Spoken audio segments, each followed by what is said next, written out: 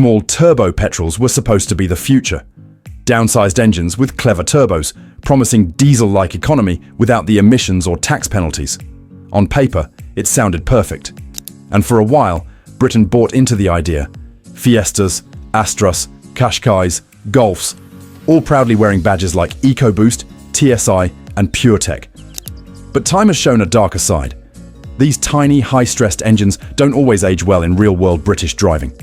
Short commutes, cold starts, and endless stop-start traffic have exposed their weaknesses. Fragile turbos, failing timing chains, and oil systems that can't cope with daily abuse. The result? Engines dying long before they should, with repair bills that rival the car's value. For mechanics, they're easy money. For owners, they're heartbreak on four wheels. Today we're counting down 11 small turbo petrol engines you should avoid in the UK. The ones that prove modern efficiency can be the most expensive illusion in motoring. Let's start with the one that fooled almost everyone. The Ford 1.0 EcoBoost. The tiny engine that turned Britain's best-selling cars into rolling time bombs. Number 11. Ford 1.0 EcoBoost. It's hard to overstate how much Britain fell in love with the Ford 1.0 EcoBoost. For nearly a decade it was everywhere, powering the Fiesta, Focus, B-Max, even the Puma SUV. It won International Engine of the Year multiple times, and Ford's marketing sold it as a revolution, the power of a 1.6 with the economy of a diesel. For a while, it delivered on that promise. Then came the nightmare. Thousands of British owners began reporting the same symptoms. Mysterious coolant loss, rising temperatures, and finally the dreaded engine overheating message before everything went silent. The culprit? A badly designed coolant pipe that could split or detach, draining the system in seconds. With no coolant and no warning, engines overheated catastrophically, warping the head and seizing solid. Ford eventually launched a recall, but it came too late for many, leaving them with repair bills of £3,000 to £4,500. Even cars fitted with the revised pipes didn't escape. The tiny turbocharger often failed due to oil starvation or sludge buildup, while head gaskets gave up after repeated heat cycles. In city use, short trips, stop-start traffic, constant cold starts, the EcoBoost's high-strung design simply couldn't cope. Some garages now refuse to work on them altogether, calling them grenades with timing covers. Independent Ford specialists across the UK report the same pattern: a rattle on startup, coolant vanishing overnight, and then total failure within weeks. Rebuilding one properly can exceed £4,000, a figure that often exceeds the value of the car itself. It's tragic, because when the EcoBoost runs right, it's brilliant, lively, light, and smooth. But for every happy owner, there's another facing an engine swap or a scrapyard farewell. What was meant to symbolise modern engineering became one of Britain's most expensive lessons in overconfidence. Number 10. Vauxhall 1.4 Turbo. The Vauxhall Turbo was supposed to be simple, sensible engineering. A no-nonsense petrol engine for the Astra, Corsa and Mocha. Not too small, not too fancy, just the right balance of power and economy. For a while, it worked. But as these cars aged, the 1.4 Turbo revealed itself to be one of the most failure-prone engines in Britain's used market, and one that punishes neglect like few others. The trouble starts deep inside the engine. The oil system is its weak link.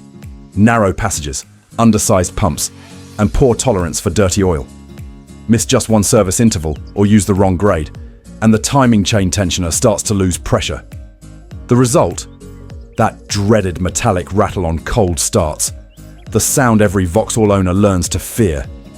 If ignored, the chain stretches, jumps a tooth, and destroys the valves in an instant. A full rebuild or engine swap costs £1,800 to £2,500, often more than the car's resale value. But the pain doesn't stop there. The turbochargers on early 1.4Ts suffer oil starvation and seal failure, coating the intercooler in sludge and causing smoking exhausts. Replacing the turbo alone costs £900 to £1,200, and if the oil lines are blocked, it'll blow again within months.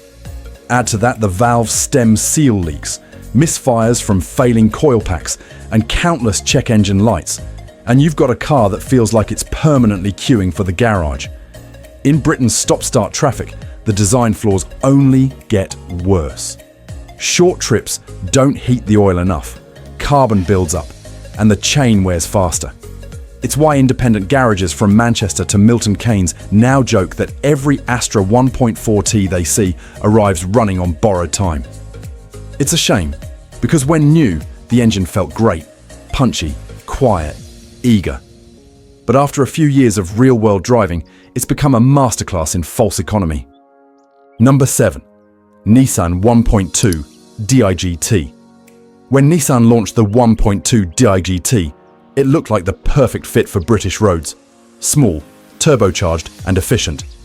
Dropped into the Qashqai and Juke, it promised the punch of a bigger engine with the running costs of a Super Mini. For the first few years, drivers were thrilled. Then the oil started disappearing. Literally. These engines are notorious for burning oil at alarming rates, sometimes a litre every 500 miles. When the level drops too far, the turbo's bearings cook and the whole unit fails. Add weak timing chains and fragile pistons, and many owners found themselves facing £2,000 to £3,000 repair quotes on cars barely worth half that. Nissan quietly updated the design, but thousands of early cars still haunt the used market. Mechanics say the pattern is predictable: a hesitant idle, blue smoke, then total failure. For families who bought these as sensible SUVs, it's an expensive lesson in why downsizing isn't always saving. The 1.2 DiGT shows that even a trusted badge can hide a money-eating engine. And if Nissan's small turbo burns through oil like fuel, the next one proves that Renault took the same idea and somehow made it even less reliable. Number 6. Renault 0.9 TCE. Renault's 0.9 TCE engine was meant to bring turbocharged pep to its small cars. Clever way to make the Clio, Captur and Twingo feel lively while keeping tax and insurance low. In theory, it worked. On paper, 90 horsepower and good MPG sounded ideal for urban Britain. But in the real world, this little 3-cylinder has caused more headaches than smiles. Oil leaks are almost inevitable as the engines age, often seeping from the turbo's feed lines and rocker cover. Left unchecked, the turbo itself fails. An £800 job before labour. Timing chain tensioners also wear prematurely, creating that dreaded cold start rattle. Combine that with frequent coil pack failures and sticky EGR valves, and you've got an engine that seems to age in dog years. Many UK owners report issues after just 50,000 miles, especially on cars used for short commutes or school runs. Repairs often cost more than the car's value, sending plenty of small Renaults to early scrapyard graves. The 0.9 TCE was designed to save money, but it often ends up doing the exact opposite. And while Renault's tiny turbo struggles to survive daily life, the next Italian twin-cylinder proves that even quirky fun can quickly turn into costly frustration. Number 5. Fiat 0.9 TwinAir. When Fiat launched the TwinAir, it was pitched as the future of small engines, tiny, turbocharged, and full of personality. With just 2 cylinders, it sounded like a motorbike and promised hybrid-level economy. In Britain, it found eager buyers in the 500 and Panda crowd. Trendy, city-loving, cost-conscious drivers. Unfortunately, the charm wears off the moment the warning lights start flashing. The TwinAir is a marvel of engineering when it works, but it needs near-perfect maintenance to survive. Miss an oil change and carbon builds up fast, choking the turbo and valves. The result? Lumpy idle, misfires, and repair bills that can easily top £1,500. Add the quirky dual-mass flywheel and fragile clutch, and it's not unusual for owners to spend more fixing than they ever saved in fuel. Even worse, the real-world economy rarely matches the marketing. Many UK drivers report mid-30s miles per gallon, the same as a small diesel or a modern hybrid, but with double the stress. The TwinAir proves that character can come at a very high cost. And if Fiat's twin-cylinder toy feels fragile, the next small turbo wears a mini badge but hides big BMW headaches. Number 4.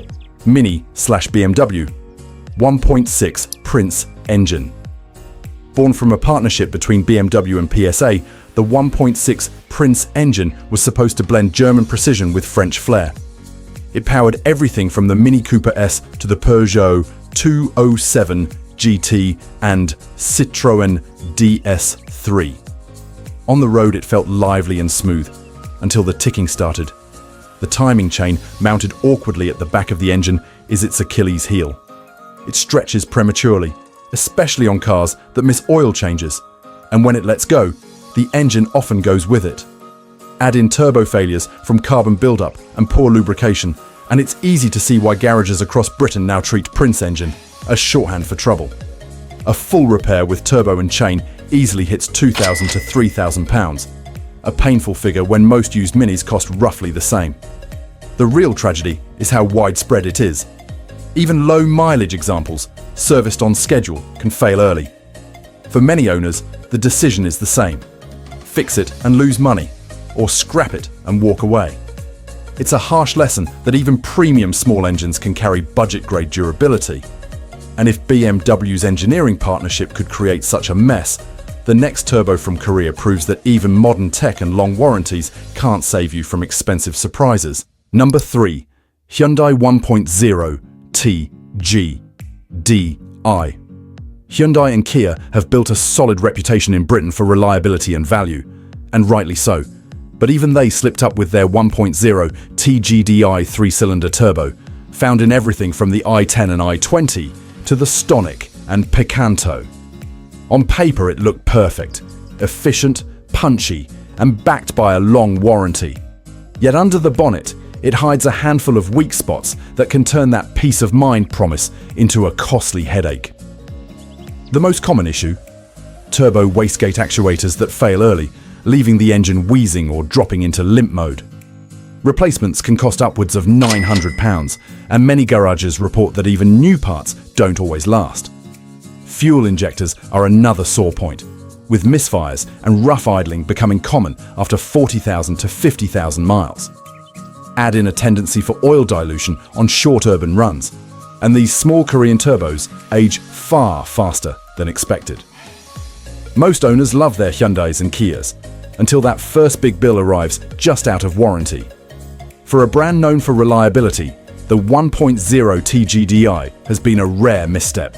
And if Korea's compact turbo couldn't quite handle British traffic, the next Japanese engine shows that even Suzuki's cheerful simplicity isn't immune to modern design flaws.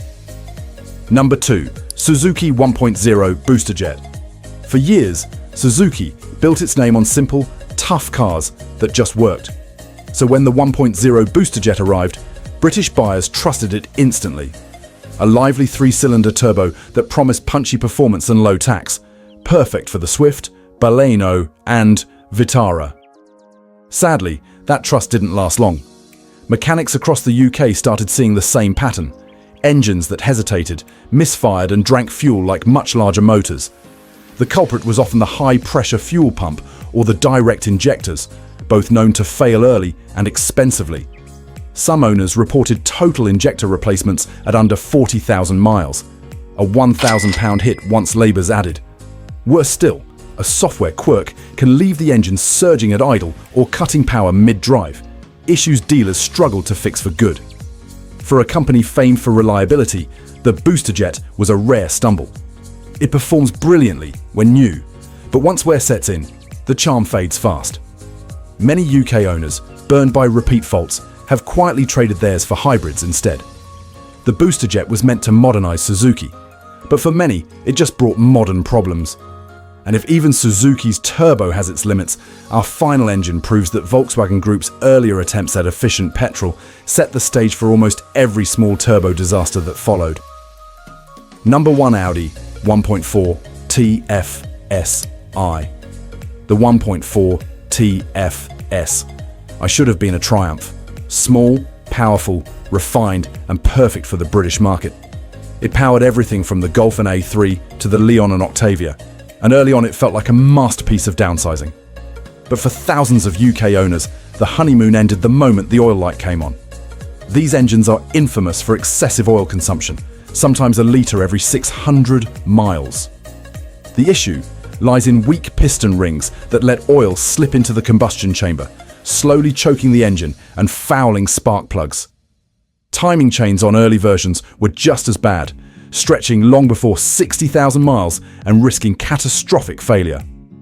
Add to that misfiring injectors and carbon buildup, and you're left with one of the most expensive small engines to maintain. Repairing both the timing system and piston rings can exceed £2,500, a sum that sends many older cars straight to scrap. It's a shame, because when new, the 1.4 TFSI drove brilliantly.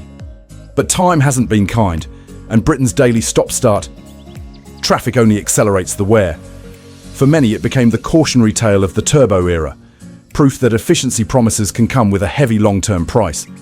And before you swear off small engines entirely, stay tuned for our next video.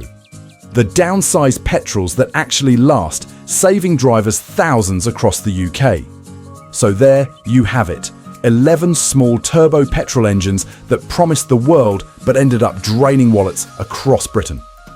From Ford's EcoBoost disasters to Peugeot's crumbling wet belts and Volkswagen's Kangaroo 1.5 TSI, these engines share one painful truth. Clever engineering doesn't always survive real-world British driving. Cold mornings, short commutes, and neglected servicing have exposed their weak spots, and it's ordinary owners left footing the bill. None of these engines were built to fail, but many were built for tests, not traffic.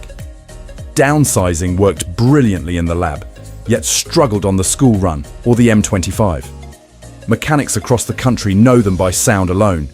The rattle of a chain, the puff of oil smoke, the sinking feeling that another efficient car is about to cost a fortune. If there's one takeaway, it's this. Don't be fooled by small engines with big promises. In the UK's second-hand market, simpler often means stronger, and reliability usually beats innovation. Now it's your turn. Have you owned one of these engines? Did yours survive, or was it another expensive lesson? Drop your story in the comments below. It might save someone else thousands. And if you found this list useful, give the video a like, subscribe, and ring the bell. In the next one, we'll flip the script, revealing the small petrols that actually last and still make sense to buy used in Britain.